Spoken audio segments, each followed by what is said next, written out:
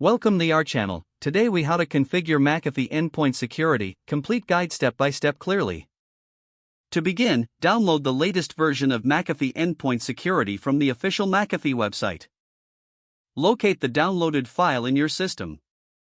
Double-click the installer file to initiate the installation process. Follow the on-screen instructions to start the installation. Accept the end-user license agreement to proceed. Choose the installation type that best suits your needs. For a standard installation, select the default options presented. Click the Install button to begin the installation.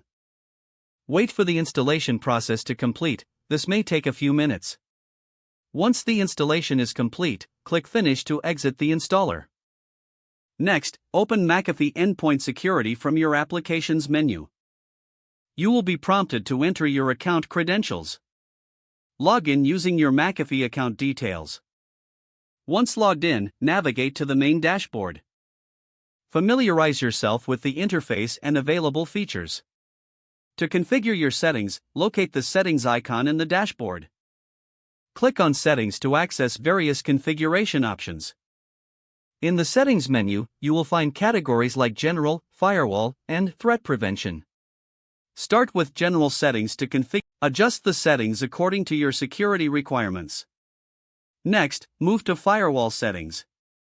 Here, you can customize firewall rules and profiles.